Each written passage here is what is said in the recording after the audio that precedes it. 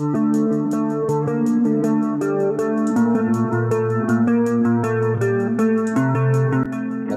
kung tuloy-tuloy pa ba ang trabaho dahil mayroong nag-file ng petition doon sa Supreme Court.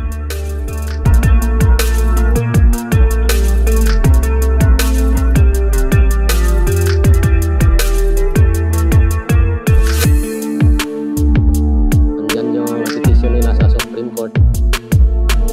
Petition dito sa construction ng SIDC.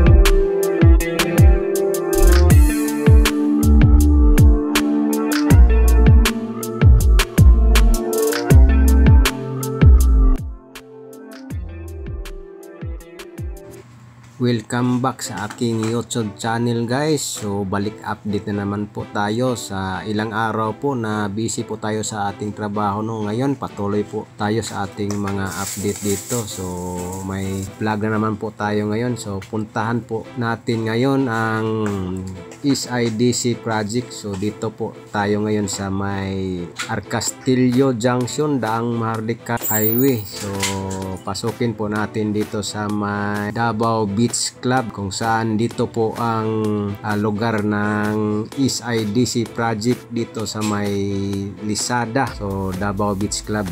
Kuhanan po natin ng panibagong update itong project nitong SIDC Tulay. So dito banda, so ito yung matamaan dito na area. So far na-demolish na ito dito, matagal na rin. So ito yung parte na matamaan. So ngayon papasukin po natin ang loob dito sa may Lisada, dito sa may Davao Beach Club. So nandoon po yung mga construction dahil itong SIDC project ngayon ay mayroon namang bagong issue no. So mayroon na namang nag-file ng petition doon sa Supreme Court. So ito po ang tatalakayin po natin at ipakita na rin natin kung may nagtatrabaho ba sa loob nito dahil talagang itong issue na ito doon sa Supreme Court ngayon. Ito na rin ang malaking hamon sa DPWH at sa CRBC dahil talagang maantala naman itong trabaho na ito no, itong project na ito. So yan, tuloy po tayo, patungo po tayo doon sa loob. Pakita na lang po natin kung ano na ang nagawa dyan sa loob. Okay.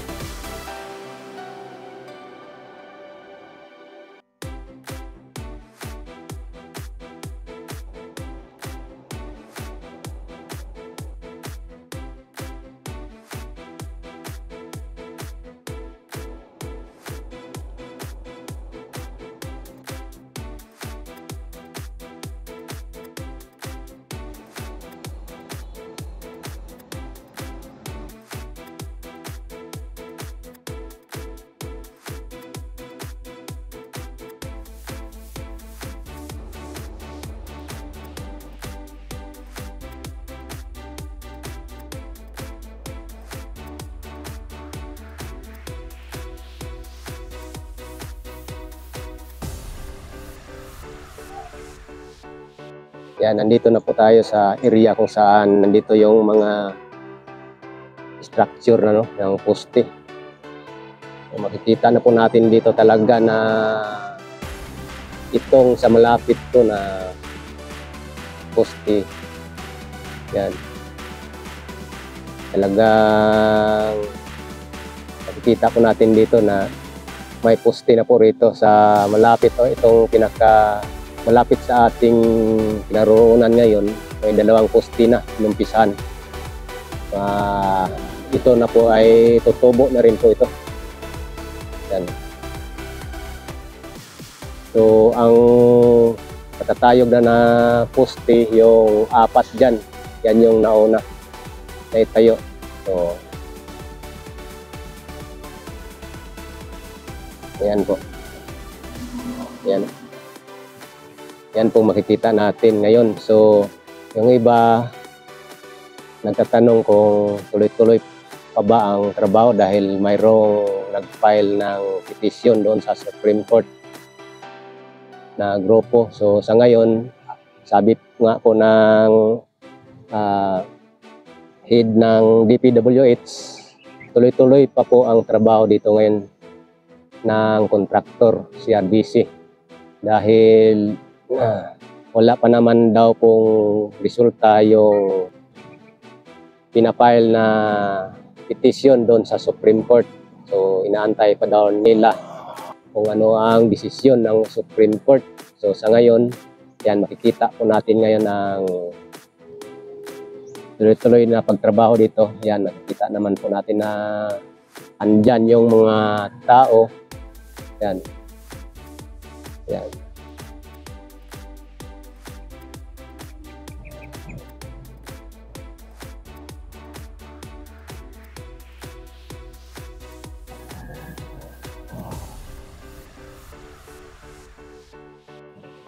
Ito makikita nyo ngayon sa ating video, ito po ay sa mainland ng Davao Beach Club. So, ilang linggo din tayo hindi nakapag-update dito.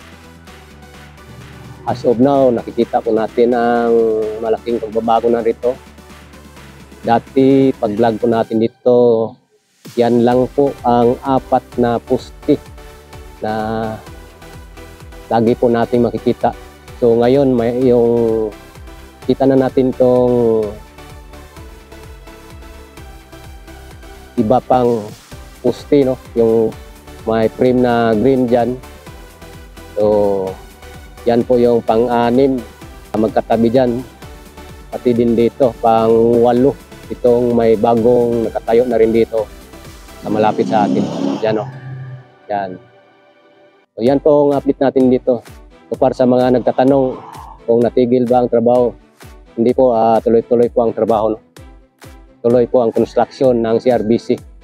So dito po ito, makikita natin sa mainland ng Davao Beach Club, no?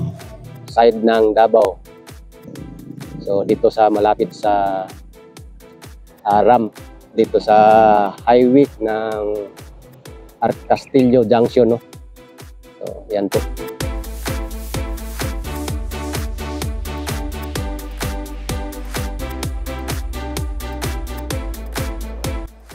So, maya-maya atin pong puntahan naman ang sa lugar ng dagat nito para makita po natin kung ano na din po ang improvement doon sa proyektong ito. Samal Island Davao City Connector Bridge. Tuloy-tuloy po ang trabaho. So dito po ang linya ng tulay sa ibabaw balang araw.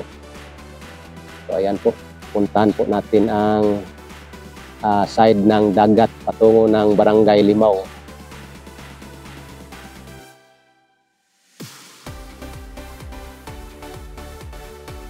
At dito naman sa rampa ng dito sa may highway, kita po natin dyan na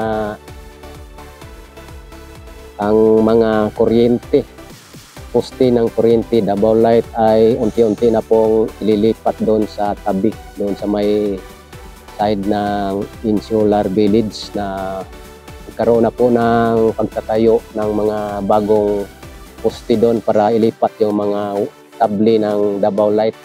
Kasi yung gitna ng kalsada, itanggalin na po yung mga poste dyan, kuryente dyan, dahil dyan po ang mga poste din para sa rampa papunta ng south at papunta ng north side, no. So yan, puntahan po natin ang area sa dagat nito, project dito. Okay.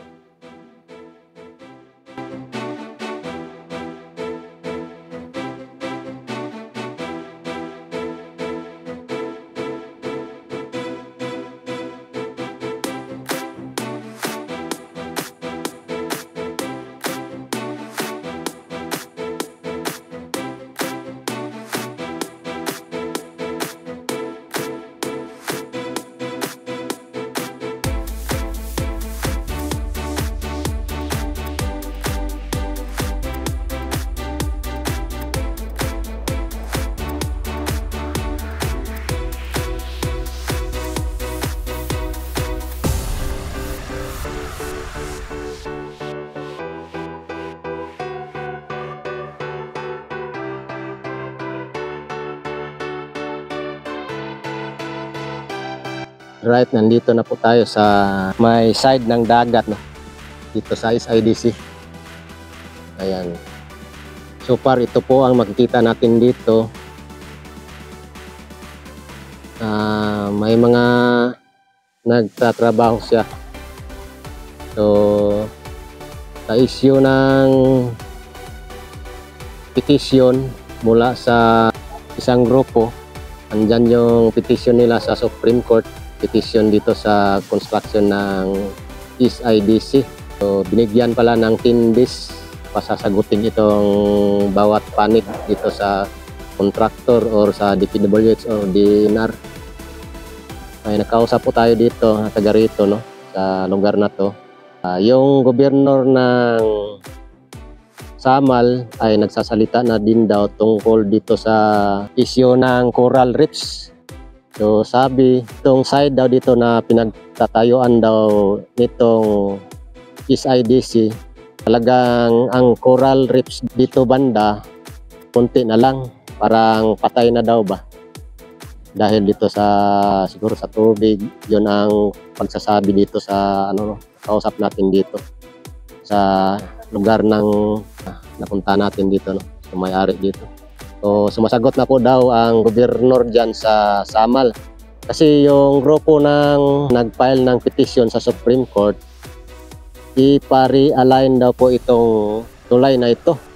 So, sa ngayon, makikita natin talagang napakalaki na po ang nagawa dito ng contractor si RBC at yung sa admin. So yan, makikita nyo naman dyan, no? So, nasa kulang-kulang 40% na po ang nagawa nila nito, no? So, tingnan nyo dyan. So yan po ang update natin. So, grabe talaga ang pinagdaanan nitong construction project ng Samal Island Davao City Connector Bridge. So, sa ngayon, pinuntahan lang po natin para maipakita sa inyo. So, kaya nakikita po natin dito na mayroon pang nagtatrabaho. Kasi sabi naman po din ng head ng DPWH, habang wala pa daw po resulta mula sa Supreme Court, ay tuloy pa rin ang construction. So, yan lang po. Simpleng update lang po natin dito, no? Pinuntahan lang po natin at ma-share. So ang maipakita ko ngayon, itong nagawa na, itong present construction, kung ano na ang status, dahil matagal na rin po tayo na nakapag-update, no? Ang last update ko doon sa Coastal Road dyan sa may Jerome. So yan po ang pinakahuling update ko dahil talagang na-busy po tayo sa ating trabaho sa company. So ngayon, ito po ang pinuntahan ko ngayon dahil nakikita ko kasi sa social media marami pong issue. So ito po yung construction. So yan na lang po guys, ating pakita sa inyo ditong construction ng SIDC Samal Island Davao City Connector Bridge. So yan po yung side ng Barangay Limao, Igacos. So yan, kitang-kita po natin dyan. May tower crane na din po, yung kulay blue dyan. May tower crane. So hanggang dito. So hindi po natin to makikita kung hindi natin i-aerial. So kakandak po tayo ng konting aerial. So tingnan lang po natin ang buong update natin sa ating aerial dito. So, okay, what's up guys?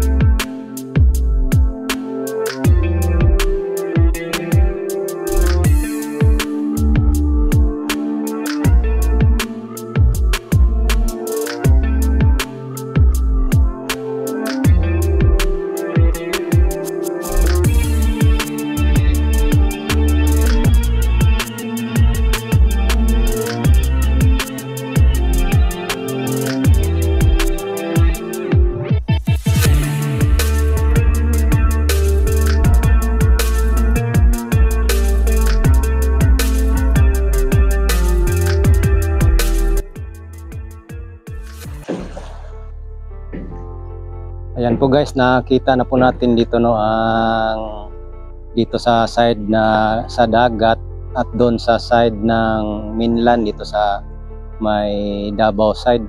So nakita na po natin ang buong aerial.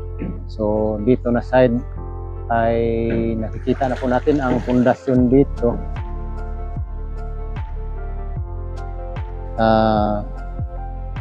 Mayroon na pong nakasiminto no. So ayan.